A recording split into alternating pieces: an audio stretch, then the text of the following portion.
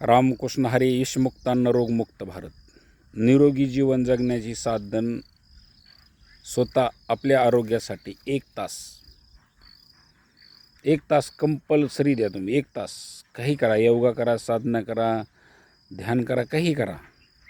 आणि दुसरा 1 तास आहे ही भगवंतासाठी, भगवंत प्राप्तीसाठी करा.